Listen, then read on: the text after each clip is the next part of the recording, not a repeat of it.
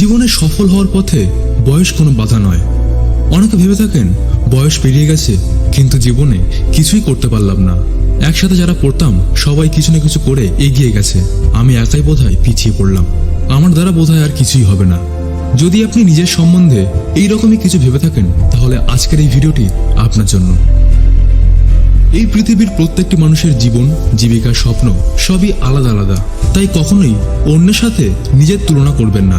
যদি আপনার স্বপ্ন অনেক বড় হয়, যদি আপনার জীবনে অনেক বড় কিছু করার ইচ্ছা থাকে, তাহলে সময় তো লাগবেই। জেফ বেজোসের নাম নিশ্চয়ই শুনেছেন, পৃথিবীর সব থেকে ধনী ব্যক্তি। জানেন তিনি কত বছর বয়সে অ্যামাজন শুরু করেছিলেন? 31 বছর বয়সে, নিজের বাড়ির পরিত্যক্ত গ্যারেজ থেকে। তারপর শত ওঠানামার মধ্য দিয়ে 20 বছরের মধ্যে তিনি হয়ে যান পৃথিবীর রিচেস্ট পার্সন। আপনার বয়স কত? হার্ডলি 25 কি 26, বা হয়তো তার 2-1 বছরের কম বা বেশি। তাহলে ভাবুন, 31 বছর বয়সে শূন্য থেকে শুরু করা জেফ বেজোস যদি আজ পৃথিবীর রিচেস্ট পার্সন হতে পারে, তাহলে আপনি কেন পারবেন না? যদি আপনাকে জিজ্ঞেস করা হয় জেফ বেজোসের আগে পৃথিবীর সব থেকে ধনী ব্যক্তি কে ছিলেন, আমি জানি আপনি বলবেন বিল গেটস, এখন যার পজিশন দ্বিতীয়। যদি বলি বিল গেটসের আগে পৃথিবীর রিচেস্ট পার্সন কে ছিলেন, তাই তো, এটা তো কখনো ভেবে দেখিনি। বিল গেটসের আগে পৃথিবীর রিচেস্ট পার্সন ছিলেন স্যাম ওয়ালটন, এবং মূলত স্যাম ওয়ালটন মারা যাওয়ার পরই বিল গেটস পৃথিবীর রিচেস্ট পার্সন হয়েছিলেন। এমনকি আজও স্যাম ওয়ালটন পরিবার আমেরিকার সব থেকে ধনী পরিবার। স্যাম ওয়ালটন হলেন ওয়ালমার্টের প্রতিষ্ঠাতা। অ্যামাজন যেমন পৃথিবীর সব থেকে বড় ই কমার্স প্ল্যাটফর্ম, তেমনই ওয়ালমার্ট হলো পৃথিবীর সব থেকে বড় অফলাইন রিটেল নেটওয়ার্ক। আমাদের ইন্ডিয়ার যেমন বিগ বাজার, ডিমার্ট, ভিমার্ট, সেই রকমই। স্যাম ওয়ালটন জেসি পেনি কোম্পানিতে চাকরি নিয়ে তার প্রথম ক্যারিয়ার শুরু করেন। দ্বিতীয় বিশ্বযুদ্ধের সময় তিনি সেনাবাহিনীর ক্যাপ্টেনও ছিলেন। এরপর তিনি তার শ্বশুরের কাছ থেকে $25,000 ধার নিয়ে বেন ফ্রাঙ্কলিনের ফ্র্যাঞ্চাইজি নেন। এরপরে 1962 সালে 44 বছর বয়সে তিনি তার প্রথম সাকসেসফুল ওয়ালমার্ট স্টোর ওপেন করেন।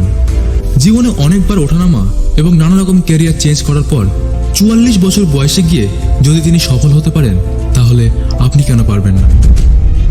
আলিবাবা গ্রুপের নাম তো আপনারা প্রায় সবাই শুনেছেন, সুতরাং আপনারা অনেকেই জ্যাক মাকে হয়তো চেনেন। ইনি আলিবাবা গ্রুপের প্রতিষ্ঠাতা এবং চায়নার সব থেকে ধনী ব্যক্তি। স্কুল কলেজ থেকে শুরু করে পরবর্তী সময়ের সমস্ত জব ইন্টারভিউতে তিনি পেয়েছেন ফেলিওর আর রিজেকশন।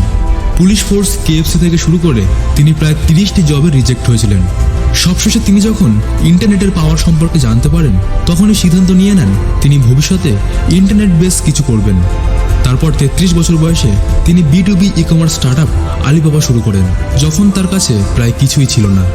জীবনের মাঝ বয়সে এসে এবং সমস্ত রকম রিজেকশন কাটিয়ে তিনি যদি আবার শুরু করতে পারেন, তাহলে আপনি কেন পারবেন না? পথের ধারে ব্যানারে বা অন্য কোথাও KFC দাদুর এই ছবিটি আমরা হয়তো অনেকবার দেখেছি। আমরা হয়তো অনেকবার ভেবেছিও, কে এই দাদু? ইনি হলেন কলোনেল স্যান্ডার্স, KFC এর প্রতিষ্ঠাতা। তিনি তার জীবনে প্রায় সব রকম অসফলতার সামনা করেছিলেন। তার বাবা মারা যান তার যখন বয়স মাত্র 6 বছর। প্রথমে তিনি US আর্মিতে জয়েন করেন, সেখান থেকে তাকে বার করে দেওয়া হয়। তারপর একে একে রেলওয়েতে চাকরি করেন এবং ল পড়ে উকিল হিসাবে ক্যারিয়ার শুরু করেন।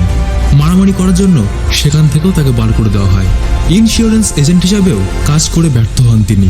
তারপর তিনি একটি ফেরিবোট কোম্পানি খোলেন, পরে সেটা বন্ধ করে ল্যাম্প তৈরির কোম্পানি খোলেন, কিন্তু অন্য কোম্পানির ল্যাম্প ভালো চলায় তাকে সেটাও বন্ধ করতে হয়। তারপর তিনি একটি মোটেল কেনেন, কিন্তু কিছুদিন চলার পর সেটাতে আগুন লেগে যায়। এরপর তিনি যখন আবার নতুন মোটেল তৈরির সিদ্ধান্ত নেন, দ্বিতীয় বিশ্বযুদ্ধের জন্য তাকে সেটাও বন্ধ করে দিতে হয়। এরপর তিনি তার নিজের তৈরি মাংস রান্নার রেসিপিকে ফ্র্যাঞ্চাইজ করার জন্য রেস্টুরেন্টে ঘুরতে থাকেন, কিন্তু সেখানেও প্রায় 1009টি রেস্টুরেন্ট তাকে পরপর ফিরিয়ে দেওয়ার পর একজন তার রেসিপি অ্যাকসেপ্ট করেন এবং তিনি তার এই সিক্রেট রেসিপির নাম দেন কেনটুকি ফ্রাইড চিকেন, যাকে আমরা KFC নামে জানি, যা ক্রমে মার্কেটে আস্তে আস্তে হিট হতে শুরু করে। জীবনের একেবারে শেষ প্রান্তে এসে হাল না ছাড়া এই মানুষটি 66 বছর বয়সে সফলতার স্বাদ পান এবং তারপর তাকে আর পেছনে ফিরে তাকাতে হয়নি। এর কিছুদিন পর তিনি $2 মিলিয়ন তার কোম্পানি বিক্রি করে দেন, কিন্তু আজও তিনি KFC এর লোগোতে উজ্জ্বল এবং সেই সাথে উজ্জ্বল তার হাল না ছেড়ে দেওয়ার কাহিনীও। জীবনের সমস্ত রকম অসফলতাকে ফেস করে 66 বছর বয়সে গিয়ে যদি তিনি সফলতার মুখ দেখেন, তাহলে আপনি কেন পারবেন না? তবে কিছু শুরু করতে গেলে একটা অ্যামাউন্টের প্রয়োজন হয়ই, তাই আমাদের জীবনে ফাইন্যান্সিয়াল গোল থাকাটা